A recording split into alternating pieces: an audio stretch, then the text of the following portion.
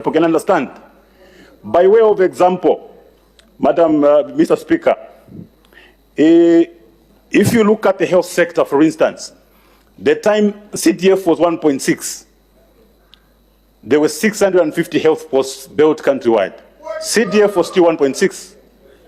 Mr. Speaker, even Lusaka International Airport, Simon Mwansaka Pwepwe Airport and Harimwanga Nkumbula Airport were built in a period when CDF was 1.6.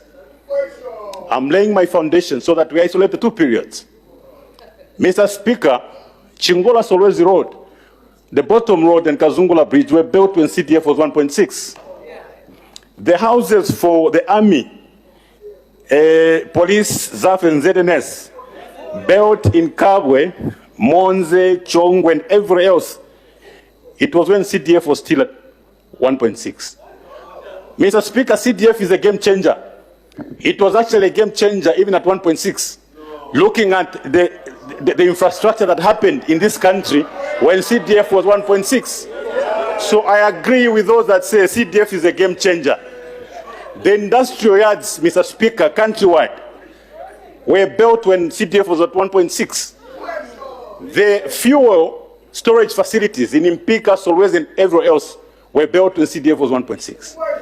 The milling plants dotted around the country, Mr. Speaker, over 2,000 communication towers were built when CDF was at 1.6. I therefore wish to agree that indeed CDF is a game changer and has been a game changer even at 1.6.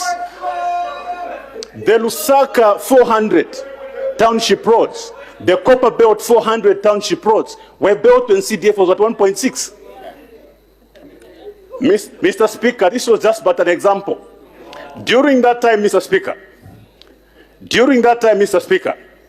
we did not have challenges where government officials were fighting with MPs to commission projects.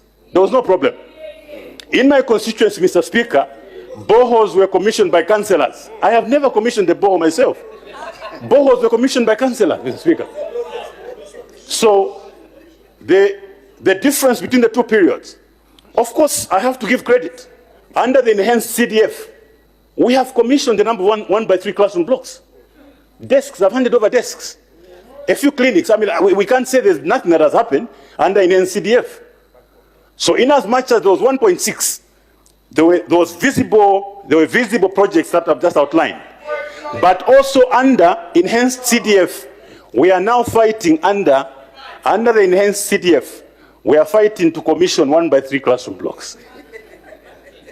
Mr. Speaker, I'll go to my discussion. I was laying my foundation. Mr. Speaker, that background relates to what I didn't see in this budget.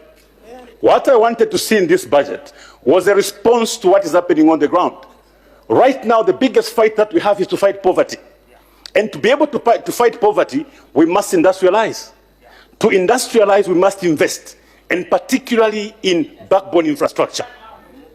When we were investing in communication towers, trunk roads, bridges, and the energy sector, being able to improve generation, Mr. Speaker, from independence, Zambia was only generating 1,600 megawatts. The time we're leaving power, we're over 3,400. We had more than doubled. Mr. Speaker, what we are talking about is when you want to industrialize, when you want to attract investment so that you can create employment and then be able to fight poverty, you must consider what investors look at. Investors look at your power generation. How's your energy sector? They look at communication. They look at other infrastructure. So if you look at the budget, for instance, in 2021, it jumped from 120 billion to 170. There was a very good jump of 70 or 50 billion in the budget. But from 2021, 22, and now, what infrastructure have we seen under the UPND? Mr. Speaker, I agree that there's been 1x3 classroom blocks, desks, and others. But when we want to